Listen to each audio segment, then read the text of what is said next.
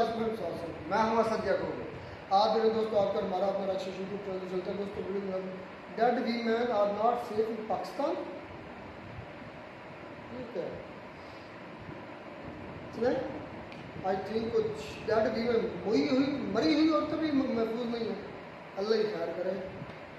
Desperation लोगों की इतनी और इधर देखते हैं दोस्तों पहले वीडियो। नमस्कार दोस्तों, डीडी रेड के एक और रिएक्शन वीडियो में आप सभी का स्वागत है। मैं हूं आलोक। तो आज जो वीडियो लेकर आया हूं निवरा अहमद का वीडियो है और इसका टाइटल है मुर्दों के साथ rape 40 years old man dug up women's grave। तो जी हाँ, ये खबर आई है और बहुत ही हृदय विदारक खबर है। वैसे पाकिस्तान के लिए कोई नई बात नहीं है। पाकिस्तान में ऐसी घटनाएं कई बार हो चुकी हैं। मैं स्क्रीनशॉट लगा देता हूं। कई बार ऐसा हुआ है। शायद एक मुझे इंसिडेंट याद आता है, ओकरा का याद आता है। वहां पर कब्रों से लड़कियों की और महिलाओं की लाशें निकालकर उनके साथ, मैं कह नहीं सकता वो किया जाता है। और भी इससे पहले कई सारी जगहों से खबरें आई हैं कि ऐसा होता है। अब ये लेटेस्ट मामला आया है और उसमें वो मतलब मान भी रहा है। चलिए देखते हैं क्या बताया जा रहा है इस वीडियो में।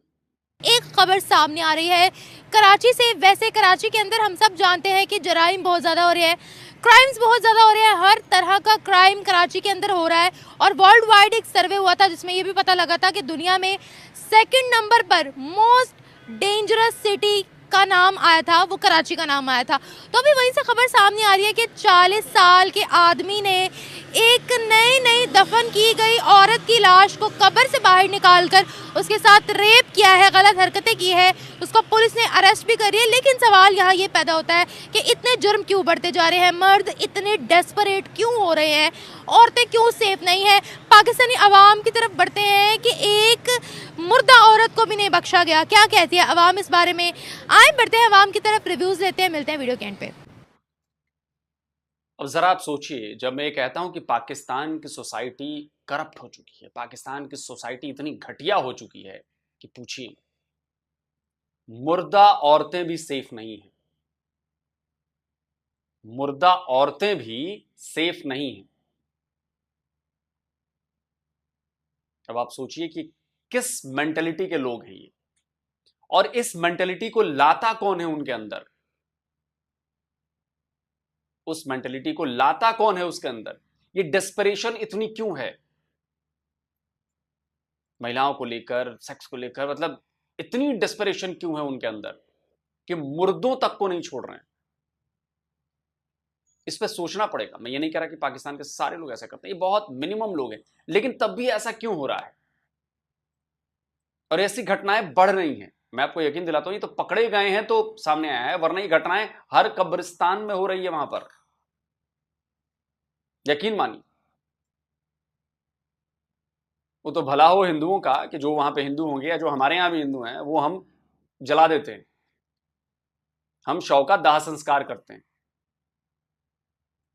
वरना पता नहीं ये लोग क्या कर रहे होते। आप सोचो, ये माइंडसेट कहां से आता है, ये वहशियानापन कहां से आ रहा है, किधर से आ रहा है, क्यों आ रहा है। इस पर बात करना बहुत जरूरी है। मैं आपको उस बंदे की बात सुनवाता हूं पहले, तब आपको पूरा मामला समझ में आएगा। सुनिए। क्या नाम है तुम्हारा? बाप का क्या नाम है? कहाँ रहते हो? क्यों पकड़े गए हो? कब्र में। क्या कर रहे थे? कब्र खोल रहा था, मैं पकड़ा गया। कब्र के अंदर तुम क्या कर रहे थे? कब्र के अंदर में कब्र उतार के हाथ फेर रहा था मुर्दे को। अच्छा, फिर वापिस निकल जाता बंद करके। तुम इससे पहले कितनी कब्रों में गए हो? इससे पहले 3 कब्रों में हो। 3 कब्रों में गए हो, ये चौथी कब्र है। ये चौथी है। तो तुम्हें कैसे पता चलता है ये औरत की कब्र है? ताजे फूलों की, ताजे फूलों से ना उससे पता चलता है। तो तुम कब्रिस्तान में घूमते हो, ढूंढते हो, कब्र को ढूंढते हो, हैं? फिर कब्र कैसे, पाँव की तरफ से खोलते हो, सर की तरफ से? पैरों की तरफ से कब्र खोलते हो। फिर क्या करते हो? उनके देखता हूँ। फिर क्या देखते हो? तो औरत है कि मर्द? फिर औरत तो हाथ लगा के बारीकों की चले जाता हूँ, मर्द होता तो वापिस बंद कर देता हूँ। तो तुम्हें अल्लाह से डर नहीं लगता? डर लगता है। तो मुसलमान हो, कलमा आता है? पढ़ो।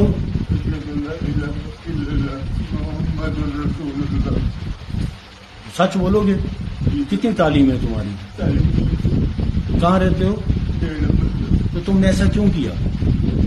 गलती होगी, नहीं करूँगा, मर जाऊंगा, कभी नहीं करूँगा तो मेरी तो तुमने रात को क्यों किया?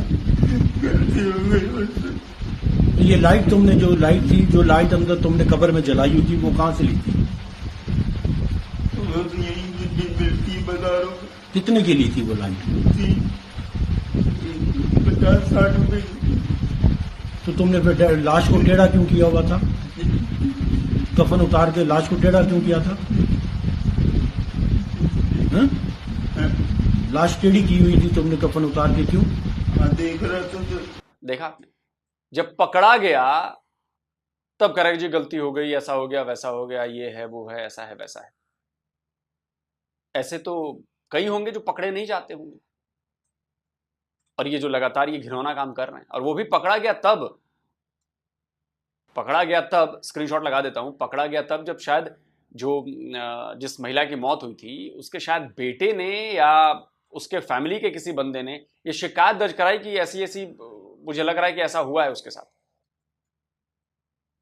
कि शायद वो बाद में गया होगा कब्र पे अगले दिन या 24 घंटे 48 घंटे बाद जब भी गया हो, तो उसने देखा होगा कि यार ये तो गड़बड़ है, ये तो लगता है कि कब्र को खोदा गया था। आप सोचो जरा सिर्फ इसको कि उस बंदे को क्या फील हो रहा होगा कि भाई कैसे लोग हैं और कैसी सोसाइटी है ये, कौन सी हवस घुसी हुई है अंदर भाई कि मुर्दा महिलाओं लड़कियों तक को आप नहीं छोड़ रहे हो।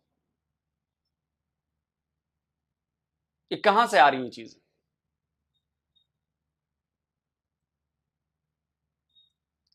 देखें नहीं, मैं अब क्या कहना है इसमें, ये तो शुरू से चल रहा है, सदियों से चल रहा है ये।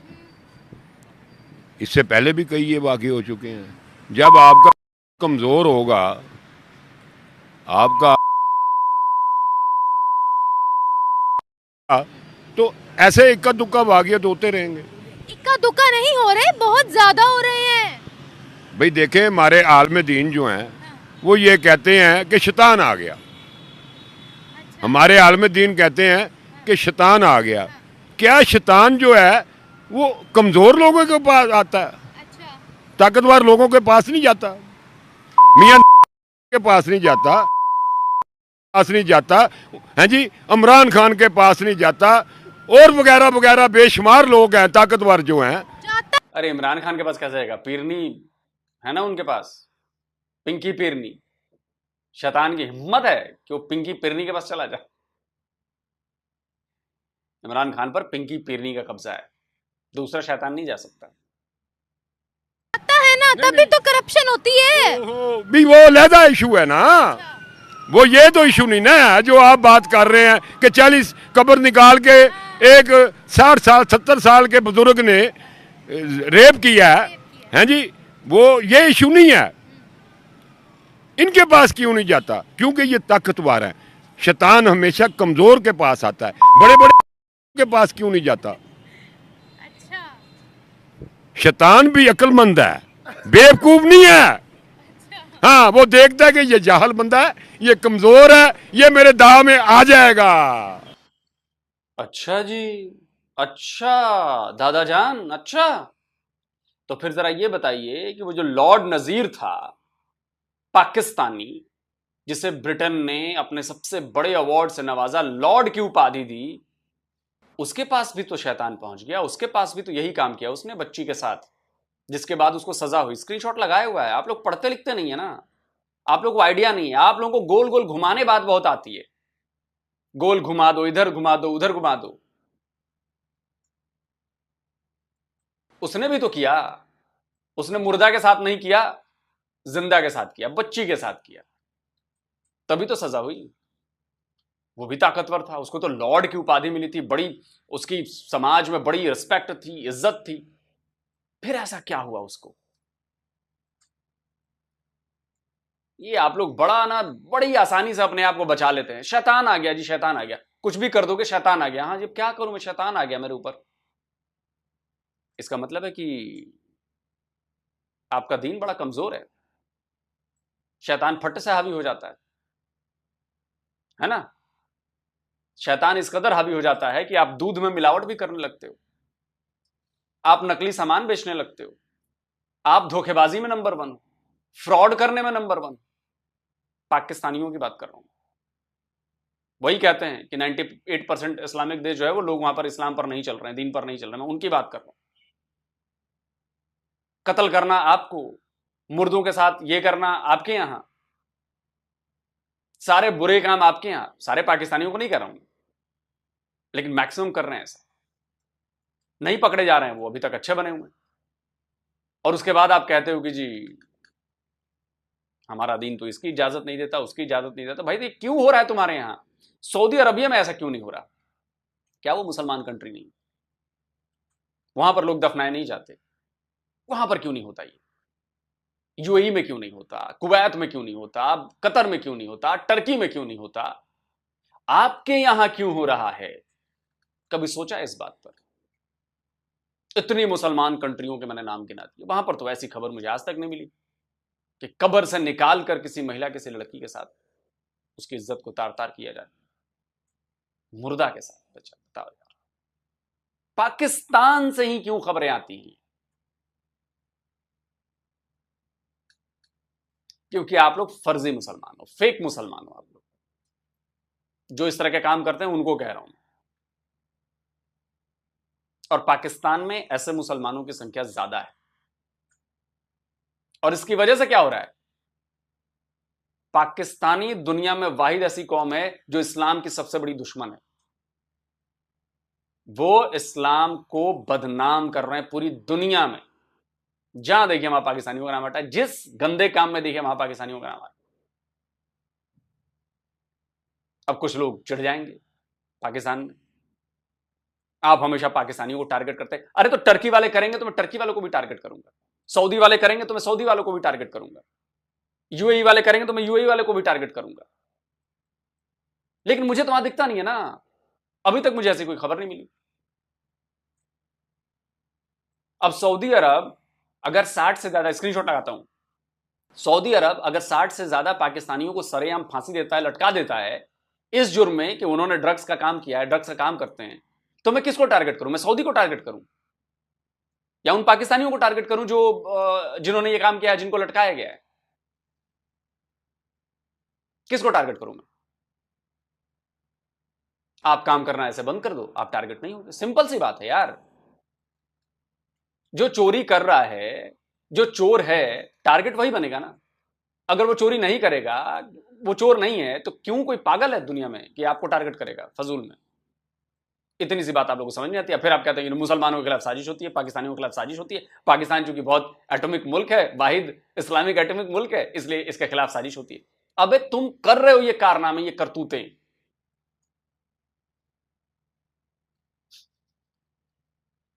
ये बेसिक सी बात तुम्हें समझ में नहीं आती। वो ये देखता है कि जो है ये चालाक और होशियार आदमी है, ताकतवर है, ये मेरे दाव में नहीं आएगा। अगर दाव में आ भी गया तो ये दौलत के दौलत के जोर पे ये बच जाएगा। ये बात ओपन नहीं होगी, ये मसला है। ये आपने वैसे बड़ी जबरदस्त बात बोली है, लेकिन मेरा टॉपिक ये था कि 40 साल के बाबा कर लिया है तो अब उसमें क्या हो सकता है? अच्छा, क्या हो सकता है उसमें? हो सकता है, ये छोटी बात है। कुछ होगा, कुछ भी नहीं होगा। वो पीछे से कह रहे हैं सजाए मौत। हेलो नहीं, इससे पहले करोड़ों अरबों सजाएं मौतें हुई हैं। इससे पहले करोड़ों अरबों सजाएं मौतें हुई हैं। हैं जी, क्या ये ऐसे वाक़ये जो है वो खत्म हो गए हैं? ऐसे लोग खत्म हो गए हैं? नहीं, मुझे ये तो इसका मतलब आप ये कह रहे हैं कि फिर छोड़ दिया जाए ऐसे लोगों को? जब सजाए मौत से भी लोग नहीं सुधर रहे हैं तो फिर कानून खत्म कर दिया जाए, सजाए मौत खत्म कर दिया जाए, जो कर रहे हैं उनको छोड़ दिया जाए। हाँ भाई, अब क्या कर सकते हैं, तो कुछ हो नहीं सकता, ये चीज बंद तो नहीं हो सकती। क्या वाहियात लॉजिक है। सजा इसलिए नहीं दी जाती कि काम रुक जाएगा, सजा इसलिए दी जाती है कि आपने गलत काम किया है, आपको सजा मिल रही है और उससे बाकी लोगों को सीख मिल रही है कि अगर ऐसा करेंगे तो इस तरह की सजा मिलेगी।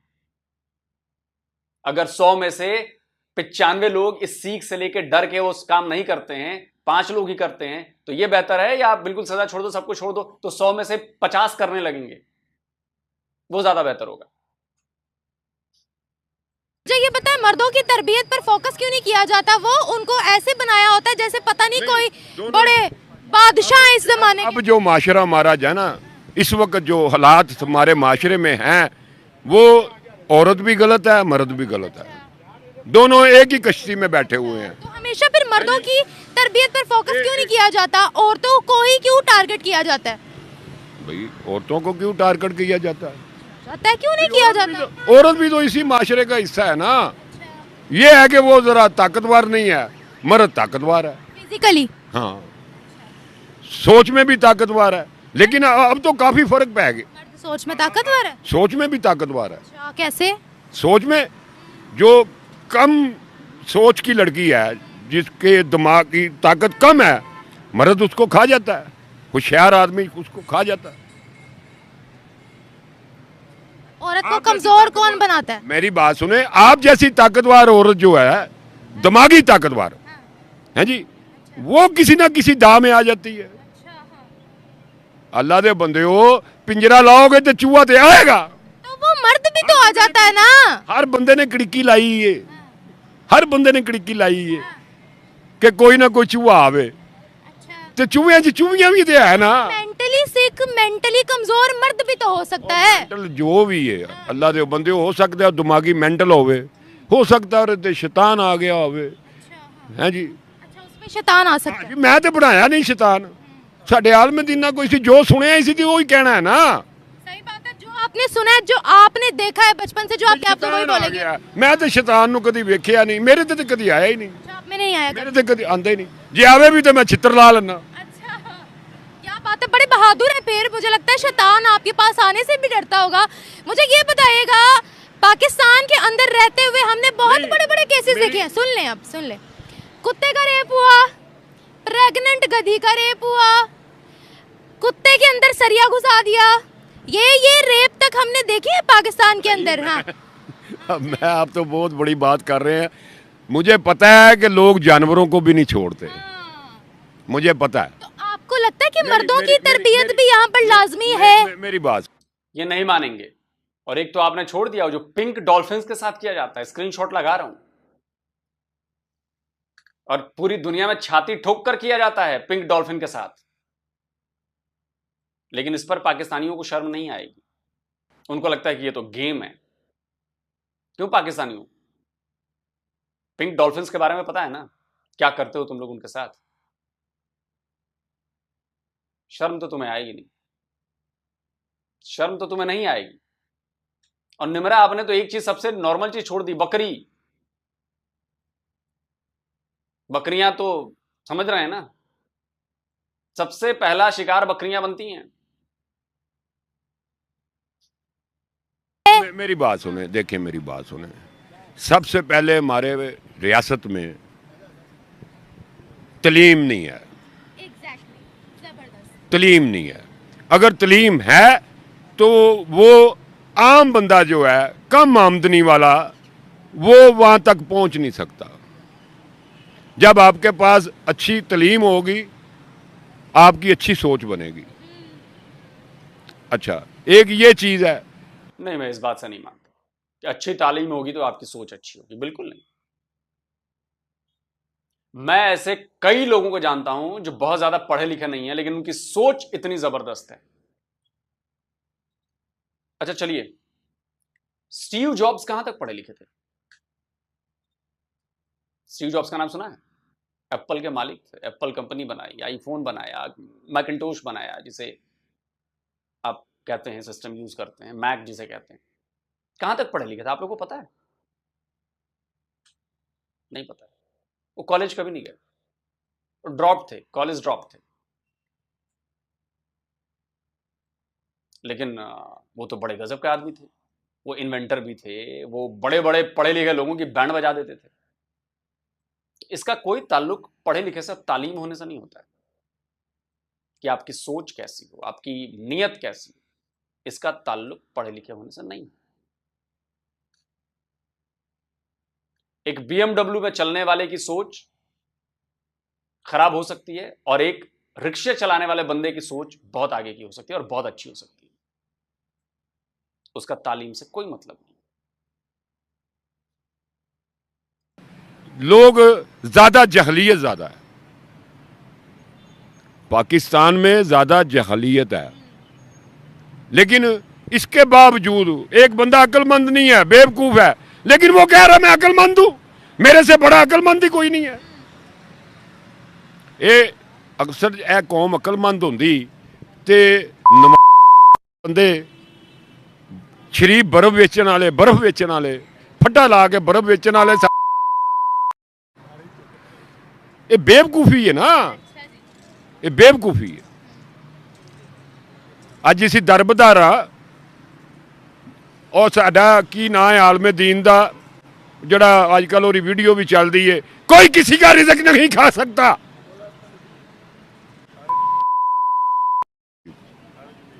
आवे मेरे को आवे, मैं उन्होंने साबित कर देना चीज कि बड़ी मच्छी छोटी मच्छी नूं खा जाती है। मैं ना साबित करांगा, मेरे जो मर्जी तो आप बात ही ना करें ना, सजा देवे। नहीं बात करनी, तुसी गल छेड़ दी है तो फिर चलन दे। हुण मेरी गल सुनो, एक वक्त सी हमारे नबी करीम का एक वक्त था, उस वक्त 1400 सदियाँ, हजारों सदियाँ पीछे, उस वक्त हमने सुना है, आलम दिनों से सुना है, ये इमाम मस्जिदों से सुना है कि एक बंदे का रिज़्क बड़ा तंग था, एक बंदे का रिज़्क बड़ा तंग था। वो नबी सल्लल्लाहु अलैहि वसल्लम के पास गए, उन्होंने जाके अपना मसला बताया कि हमारा ये मसला है। उन्होंने कहा जाओ शादी कर लो।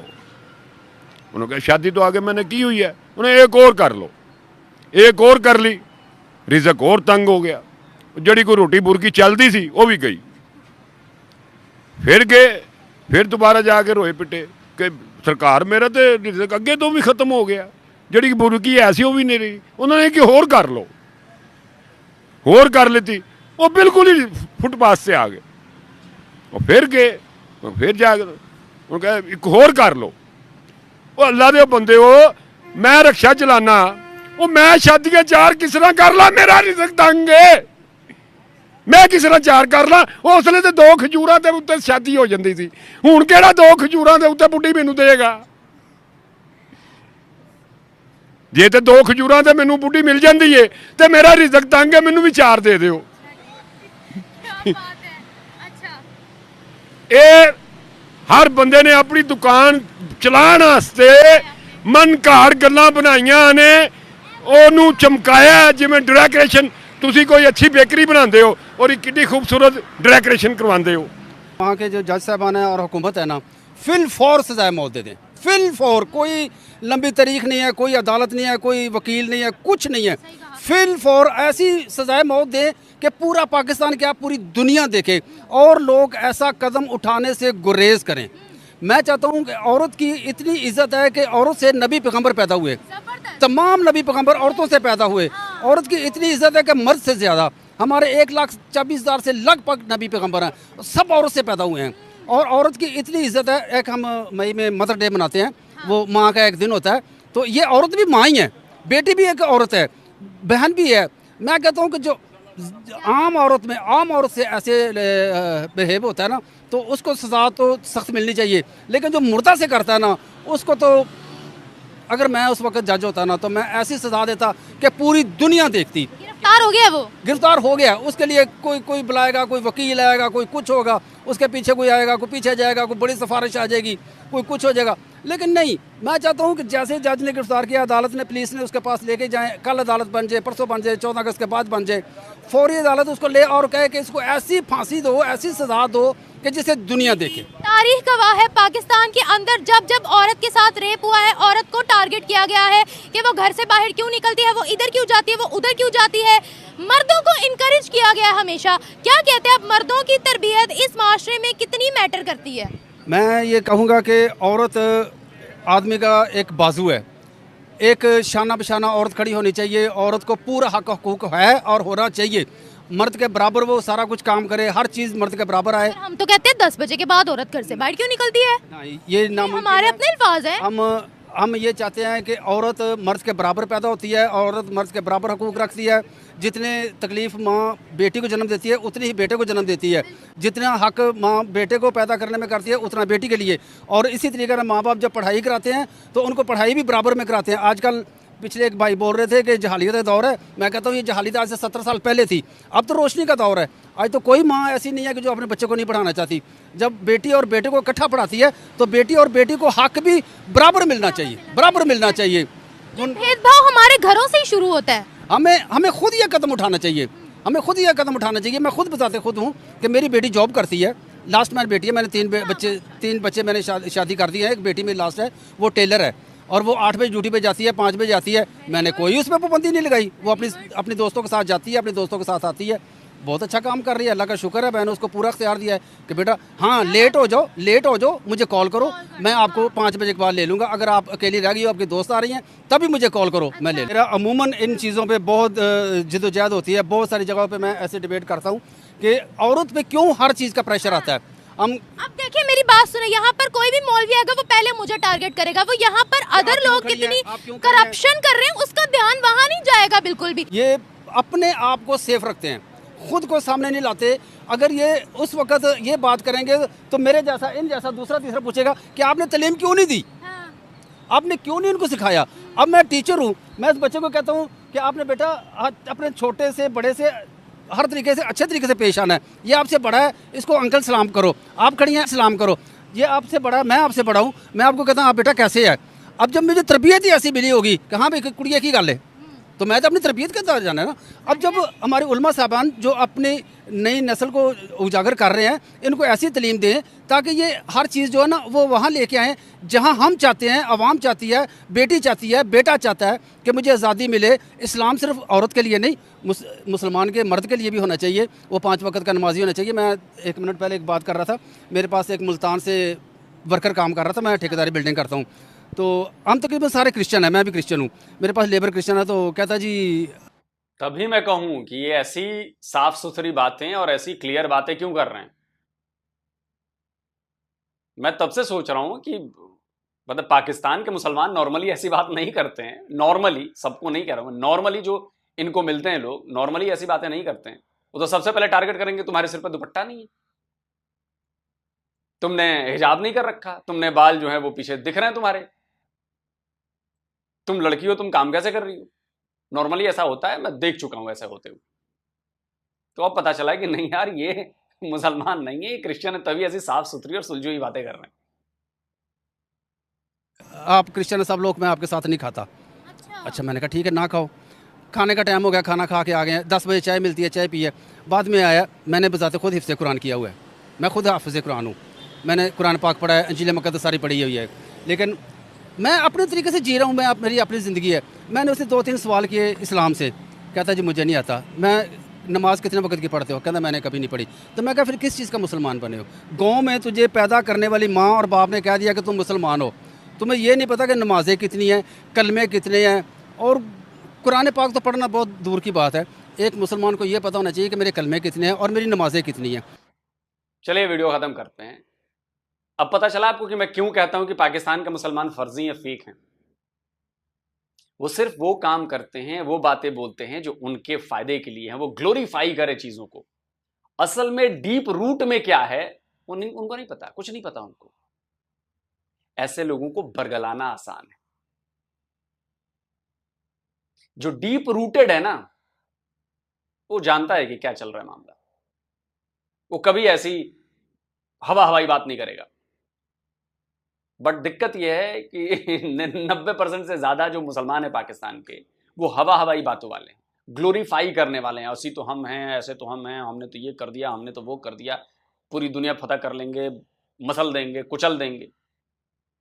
जो डीप नॉलेज रखता है, जो रूटेड नॉलेज रखता है, जिसको पता है कि क्या चीजें हैं, वो कभी ऐसी बातें नहीं करेगा। क्या आपने कभी सऊदी अरब में लोगों को ऐसी बातें करते देखा है कि हम पूरी दुनिया फतह कर लेंगे, हम इस्लाम का झंडा को करेंगे, हम सबको कन्वर्ट करा देंगे? कभी मुझे आप बता दो। यूएई में, कतर में, कुवैत में, ओमान में, बहरीन में, टर्की में कभी आपने ऐसी बातें सुनी होंगी जो लोग करते हो, आम लोग।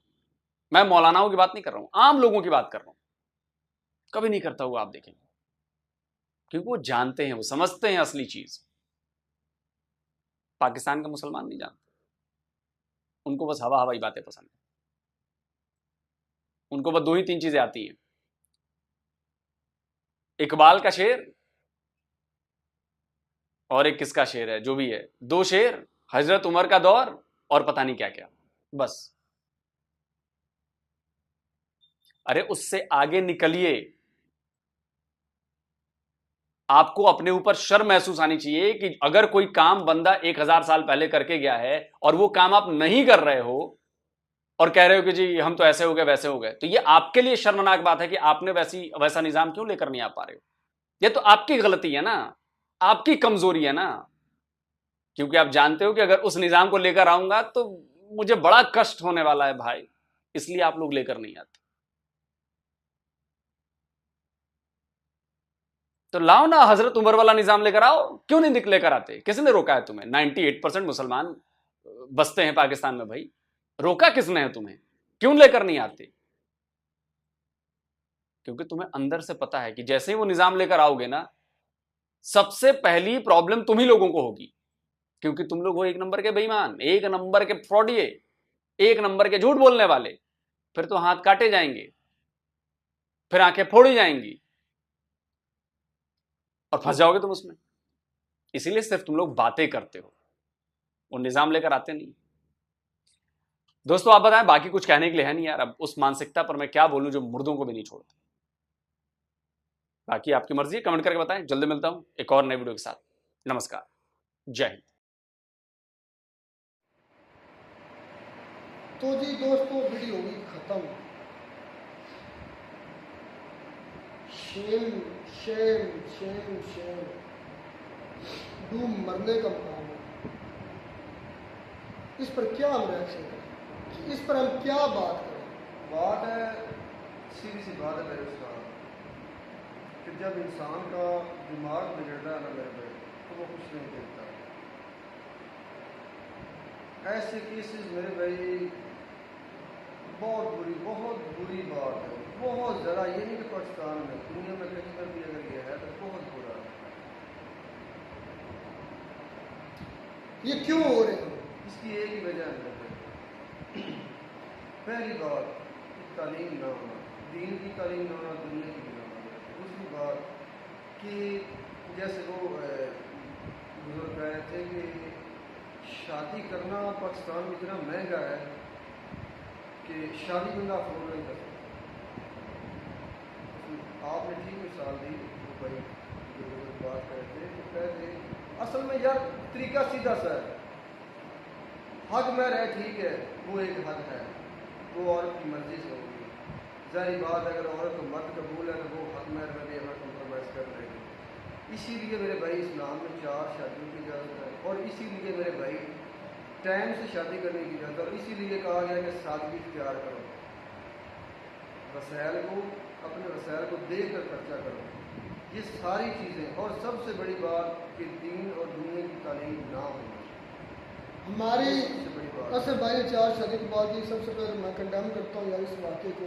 शर्मिंदा शर्मसारी होने के बावजूद, अपना होने के अलावा कोई चॉइस नहीं है।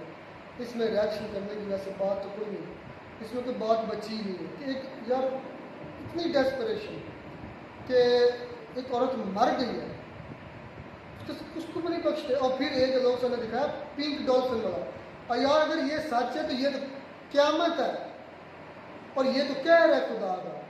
पिंक डॉल्फिन के साथ अगर वो रेप करते हैं, अगर ये इसको खेल समझते हैं, तो मैं कहता हूँ वो तो फिर इंसान, ये दरिंदे हैं, वैशी हैं, जंगली हैं। और सिंध के अंदर अगर हो रहा है, अगर जिस तरह लोग से रिपोर्ट कर रहे हैं, तो यार मुझे तो ये पहले नहीं पता था, ये भी इंफॉर्मेशन हो गई कि हमारे सिंध के अंदर ये खेल समझा जाता है। यार ये कितना गिरेंगे पाकिस्तान में। डॉल्फिन को नहीं बख्श रहे, मरी हुई औरतों को नहीं बख्श रहा है।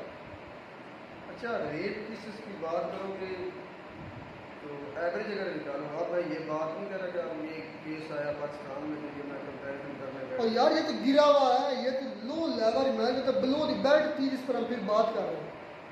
ये इस पर तो बात भी नहीं करनी चाहिए, क्या करें।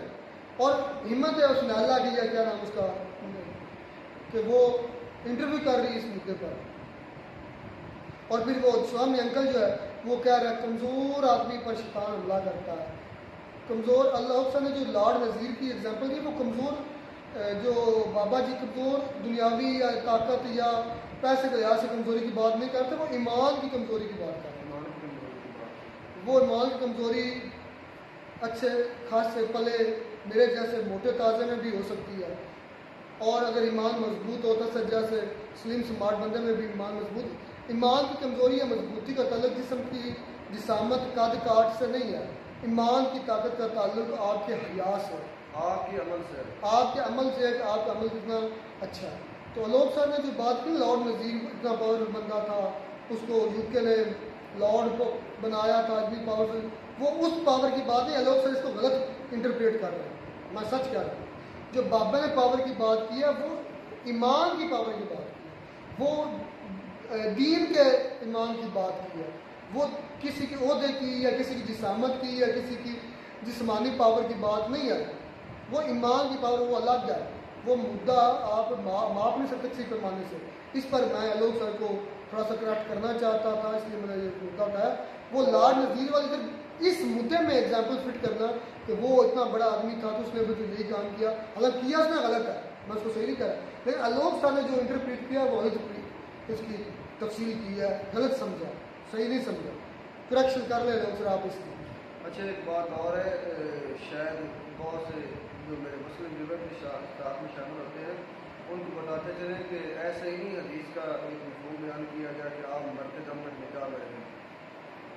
ये भी एक बहुत बड़ा फैक्ट है जो हमारे लोग शादियाँ करते हैं फिर छोड़ देते हैं, फिर सारी सारी ज़िंदगी बाद में शादी, वो अक्सरियत की वजह से चलती है।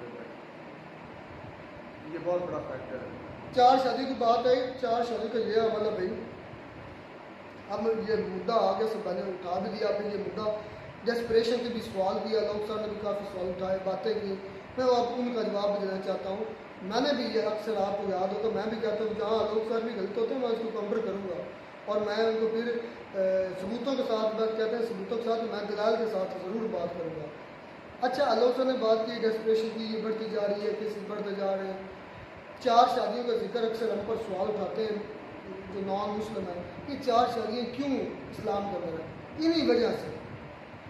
फिर इस्लाम के अंदर जहेज़ की जो शर्त है पर उसको मना किया गया, बल्कि यहाँ तक है कि जो अगर जहेज़ बनाना भी है तो लड़का उसका पैसा अदा करे, मतलब लड़के वाले, लड़की वाले नहीं। और साथ में सादगी का कहा गया है, सादगी का क्या है। 4 शादियों का मतलब ये, अब जाहिर बात है, अब ये कुछ चीज़ें पर्दे में नहीं होती है, सॉरी टू से फैमिली जो हमारी वीडियो देखती है यहाँ से स्किप कर दिया अगर चाहते हैं तो। भाई 4 शादियों का इसलिए भी कहा गया है क्योंकि औरत को, आपको भी पता है, 8, 7, 8 दिन मैंस्ट्रुएशन रहता है, तो उनका जो मेंसेस होते हैं साइकिल चलता है। अब जाहिर बात है जो शादीशुदा मर्द हैं, जिस तरह की हमारी ग़िज़ाएँ हैं, जिस तरह की हमारी तबीयत है, या जिस तरह का हमारा माहौल है, या जिस तरह के हमारे इन्वायरमेंट के अंदर चीज़ें पुट की गई हैं, उसके लिहाज से हमारे 2-4 दिन निकालने में मुश्किल हो जाते हैं। मैं सच कह रहा हूँ, मैं इसलिए कहा था कि जो फैमिली हमारी वीडियो देख रही है, मैं पहले कह चुका हूँ, वो स्किप कर दें, क्योंकि अब मैं इस मुद्दे पर मैं चाहता था डिटेल से बात हो। तो 4 शादी का जिक्र इसलिए भी है कि जो मेंसेस आते हैं और को 8 दिन है, 7 दिन है, 6 दिन, जो भी उसका ड्यूरेशन है उसके लिहाज से, लेकिन हमारे इस्लाम के लिहाज से जो औरत होती है वो 10 दिन बाद पाक होती है। उसका साइकिल चाहे 2 दिन का है, उसका साइकिल चाहे 4 दिन का है, 5 दिन का है, 7 दिन का या 8 दिन का, वो असली हकीकत मानों में 10 दिन बाद पाक होती है। मैं हुक्म है कि आप जब मेंसेस होते हैं, मेंसेस से 10 दिन बाद औरत के साथ मतलब कि इंटीमेट हो सकते हैं। तो इसलिए 4 शादी की कहा गया, ये 2 अगर आप अफोर्ड कर सकते 2 करें, ताकि अगर आपकी एक ज़ौजा को मेंसेस हैं, आप अपनी मर्दाना पावर या अपनी हिजान को, अपनी डेस्परेशन पर कंट्रोल नहीं कर पा रहे, तो आपकी दूसरी बीवी मतलब कि आपके लिए अवेलेबल हो। ठीक हो गया। फिर ऐसा होता है कि एक बीवी प्रेगनेंट है, ठीक है, जाहिर बात है प्रेगनेंसी के दौरान जायज़ भी नहीं इस्लाम में भी करना, और दूसरा प्रेगनेंसी के दौरान जाहिर बात है फीमेल्स को थोड़े से पेन भी बर्दाश्त करनी पड़ती है, जो कि मेरे नज़दीक नहीं होना चाहिए प्रेगनेंसी के दौरान। तो इस लिहाज से अगर एक औरत प्रेगनेंसी में है तो आपकी दूसरी बीवी अवेलेबल हो। आप बाहर कुत्तों की तरह मुंह ना मारें, इसलिए 2, 3 और 4 शादियों का हुक्म है। मैंने ये पूरी डेप्थ के साथ आज इसलिए बताया। और ये कुंवारी लड़कियों से शादी करनी है मेरे भाई। हाँ, सुन्नत है कि आप बेवा या तलाक याफ्ता तरजीह दी गई है कि आप बेवा से करें या तलाक याफ्ता से करें। हाँ, अगर आप चाहते हैं कि आप अफोर्ड कर सकते हैं तो आप 4 करें, लेकिन कुत्तों की तरह बाहर मुंह ना मारें। इसलिए कहते हैं आप जो मजाक उड़ाते हैं, मैं इससे भी ज़्यादा डिटेल में बता सकता हूँ, लेकिन वीडियो बहुत लेंथी हो जाएगी। मैं और भी फैक्टर बता सकता हूँ। अब ये आप इंसानी जिस्म है, इंसान जिस्म की ज़रूरत है। जिस तरह इंसान ज़िंदा रहने के लिए खुराक है, खाना पीना है, ये एक अमल भी कुदरती अमल है, नेचुरल अमल है, ये ज़रूरी है। कोई बंदा कहना कि मैं इसके बीवी के बगैर या ये मास्टरबेशन के बगैर मैं रह सकता हूँ, तो वो झूठ बोलेगा। वो अपने से भी धोखा कर रहा है और सामने वाले से भी धोखा कर रहा है। ठीक हो गया। तो ये मैंने 2 रीज़न बताए हैं। इस्लाम के अंदर 4 शादियाँ क्यों जायज़ हैं, एक मेंसेस, दूसरा प्रेगनेंसी, तीसरा ये जो ये डेस्परेशन हो रही है, ये फिर नौबत ही नहीं आती अगर आदमी अफोर्ड कर सकता। और सबसे बड़ी खराबी जो माहौल में है पाकिस्तान के मेरे भाई, वो है दोनों तालीम का। दीन की तालीम भी नहीं है मुकम्मल और ना ही दुनिया की तालीम है। और जब माशरे में तालीम नहीं होती मेरे भाई, तो फिर जंगली सिस्टम कुछ होता ही है। ये केसेस को फिर देखना मिलते रहेंगे। तो बड़ी शर्मनाक वीडियो थी। अगर इस भाई की शादी मुझे नहीं पता हुई है कि नहीं हुई, कन्फर्म नहीं हो सका। अच्छा किया, इसकी सज़ा तो इससे भी ज़्यादा सख्त है। इसको तो मेरे ख्याल में संसार करना चाहिए। इससे बनता है संसार। ठीक है, साबित हो गया, गवाह मौजूद है। हमारे यहाँ इस्लाम की वजह हम कौन है, हमारी क्या औकात है। इस्लाम के कानून के मुताबिक अगर गैर शादीशुदा मर्द ज़िना करता है, साबित हो जाता है, गवाह मौजूद है, तो उसकी सज़ा है 80 कोड़े। और एक शादीशुदा मर्द या औरत ज़िना करते हुए पकड़ा जाता है, साबित हो जाता है, गवाह मौजूद है, शर्तें मैं बता रहा हूँ, गवाह मौजूद है, साबित हो जाता है, तो उसकी सिर्फ और सिर्फ एक ही सज़ा है, वो है मौत। और वो इतनी दर्दनाक मौत है कि आप उसको कहते हैं कि एक सूरत ये है कि उस मोहल्ले के, उस गांव के, उस शहर के लोगों को बुलाया जाए, उनको पत्थर दिए जाएँ, पत्थर देकर उसको चुराहे में खड़ा करके सब पत्थर मारे। वो दूसरी कंडीशन है, वो दूसरी कंडीशन है। उसको खड़ा किया जाए और सब जितने भी है, जो उनके हाथ में आता पत्थर जितना हैवी है, उसको तब तक मारना है जब तक वो मर नहीं जाता। फिर उसके लिए बख्शिश की दुआ करें या छोड़ दें, वो अब अल्लाह और उसका अपना मामला है। ठीक हो गया। या दूसरी कंडीशन ये है कि उसको आधा या गले तक ज़मीन में गाड़ कर पत्थर मारे, उसका सर चूरी कर दे, ताकि इबरत हो दूसरों को, देखने वालों को भी इबरत हो। अगर मैंने ये गलती से भी किया तो इसलिए स्ट्रिक्ट रूल्स कुछ होते हैं इस्लाम में, और मैं इनको अच्छा मानता हूँ, बहुत अच्छा मानता हूँ। एक 4 शादियों वाला अगर आप अफोर्ड कर सकते हैं, क्योंकि वो कुत्तेबाजी बंद हो जाएगी हमारी, जो हम बाहर कुत्तों की तरह राल टपकाते हैं, वो बंद हो जाएगी। दूसरा, आप अपने घर तक महदूद रहेंगे। तीसरा, ये किसी बेवा, लाचार, तलाक याफ्ता औरत का भला होगा। अच्छा, एक और यहाँ इस 4 शादियों के 10 फायदे में गिनवा सकता हूँ। जहाँ पर एक और बहुत बड़ी खराबी है, ये इंडियन व्यूअर्स भी मानेंगे कि एक होता है किसी के साथ ये बुराई करना, दूसरा होता है अपने साथ खुद बुराई करना। और इसके बारे में भी कहा गया है कि ये जो जिस हाथ से भी अगर पता चल जाए देखने वाले को, उसके पास सबूत हो, तो उस हाथ को इतना मारे या तो वो बेकार हो जाए, या फिर इतना दर्द हो उसे कि सारी ज़िंदगी याद रहे कि मैंने ये हरकत नहीं करनी। तो जी खैर, अफसोस का मकाम है, अफसोस है। तो ये हमारा माशरा पता किस तरफ निकल गया कि मरी हुई औरतें भी बेचारी पाकिस्तान में सेव नहीं है। क्या करें, हमारे वो कहते हैं कि चले मर कर जान छूट जाएगी। ये ऐसे जलील हैं, ऐसे गंदगी के कीड़े, एक गंदगी के कीड़े हैं कि वो बेचारी औरतें मरने के बाद भी महफूज नहीं। क्या होगा चले पहले उठा मुर्दे खाने का एक मुद्दा, पहले कुछ लगा कर मुर्दों लाश निकाल कर उन्हें खाना मेरे भाई। चलो जी, मिलता है वीडियो में नाडम साहब।